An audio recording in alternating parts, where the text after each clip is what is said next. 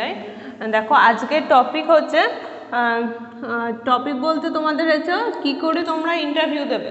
ধরো তোমরা আইটিআই করছো, এগুলো তো হচ্ছে জব ওরিয়েন্টেড কোর্স, তোমরা সবাই কোর্সগুলো করছো, সাথে এই কোর্সের পর ফার্দার কোনো হায়ার স্টাডিজ করে জব করবে। তারপর আইটিআই অনেকেও আছো যে পড়তে পড়তেই জবের চেষ্টা করছো, তো তার জন্য ইন্টারভিউতে কী করে নিজেদেরকে প্রিপেয়ার করবে, কী করে ওয়েল মেনটেন করবে, তার জন্য কিছু কিছু টপিক আমি এখানে তুলে ধরবো। ঠিক আছে, তো প্রথম টপিকে যাই। প্রথম টপিক হচ্ছে দেখো ফর্মাল ড্রেস।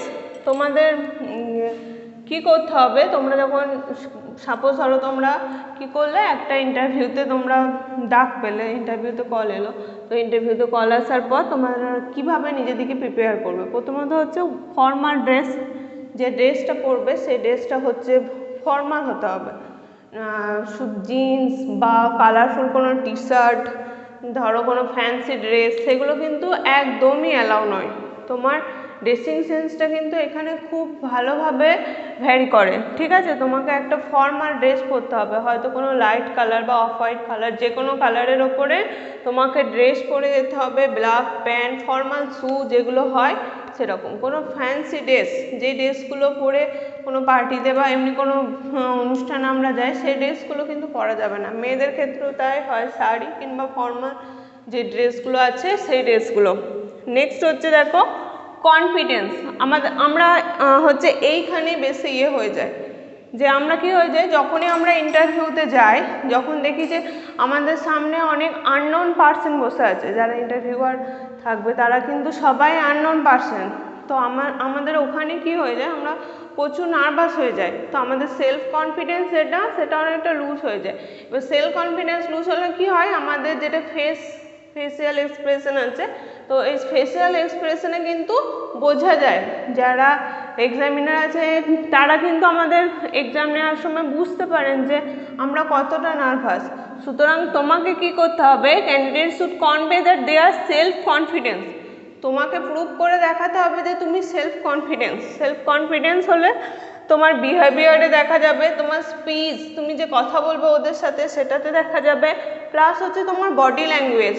অনেকেই আছে দেখবে ইন্টারভিউতে যাওয়ার সময় কি করি, নেল বাইট করি, তারপর এদিক ওদিক তাকাই, তারপর হাতটাকে নিয়ে বিভিন্ন রকমভাবে আমরা নার্ভাস হলে অনেক রকম করি, তারপর বারবার মুখে টাচ করি, ফেসে টাচ করি, কিংবা হয়তো আমরা ঠিকঠাকভাবে আই কন্ট্যাক্ট করতে পারি না, শুধু একদম আমাদের ফেসিয়াল এক্সপ্রেশন দেখে বোঝা যায়। সুতরাং এই বডি ল্যাঙ্গুয়েজগুলো ঠিক করে আগে প্রপার সিট করে বসতে হবে। তারপর হচ্ছে তোমাদের বডি ল্যাঙ্গুয়েজে এমন কোনো খারাপ বিহেভ দেখা যাবে না, যেমন হচ্ছে পায়ের ওপর পা দিয়ে বসা, তারপর একদম সেই খুব রিল্যাক্স ওয়েতে বসা। হ্যাঁ, রিল্যাক্স পজিশনে থাকবে ঠিক আছে, বাট একদম খুব ক্যাজুয়ালি নিলে কিন্তু চলবে না। নেক্সট হচ্ছে প্রিপারেশন। একটুখানি প্রিপারেশন করে যেতে হবে। সাপোজ ধরো তোমাদের যদি ট্রেডের কোনো ইন্টারভিউ হয়, সেক্ষেত্রে যে কোনো ট্রেডের রিলেটেড প্রশ্ন করবে, প্লাস কারেন্ট অ্যাফেয়ার্স থাকবে, তো এইগুলো নলেজ কিন্তু একটু করে যেতে হবে। নেক্সট দেখো হচ্ছে সাফিসিয়েন্ট নাম্বার অফ রিজিউমস। মানে তোমাদের কি করতে হবে, ধরো তোমাদের যে সিভি আছে বা তোমরা যে বায়োডাটাটা নিয়ে যাবে, সেই নাম্বারটা হচ্ছে একটা নিয়ে চলে গেলাম, সেটা কিন্তু হবে না। অনেক সময় কি হয়, পার্সন টু পার্সন ভ্যারি করে, অনেক সময় অনেক ফর্ম ফিল আপের সময় লাগে। সুতরাং তোমাদের কি করতে হবে, enough number of resumes copy কিন্তু ক্যারি করতেই হবে। ঠিক আছে, তখন হঠাৎ করে দরকার পড়লো যে আমার এখনই প্রয়োজন, সেক্ষেত্রে বাইরে গিয়ে কিন্তু এটা করাটা ঠিক হবে না। তারপর হচ্ছে দেখো আই কন্ট্যাক্ট। আমাদের অনেকের মধ্যেই প্রবলেম আছে যে আমরা আই টু আই কন্ট্যাক্ট করে কথা বলতে পারি না। আই কন্ট্যাক্ট, ঠিক আছে, আমি কিন্তু বলিনি ডোন্ট স্টেয়ার, মানে হাঁ করে একদম তাকিয়ে থাকা যারা ইন্টারভিউ নিচ্ছে, সেরকম কিন্তু উচিত না।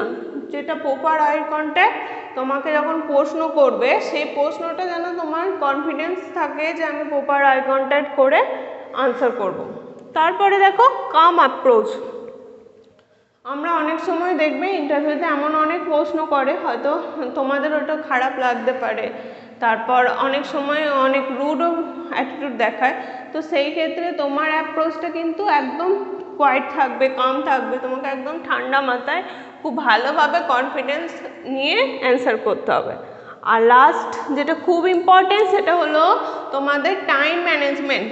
ঠিক আছে, ধরো সাপোজ ধরো এটা লিখে নিই আমি, কিন্তু টাইম ম্যানেজমেন্টটা খুব দরকার।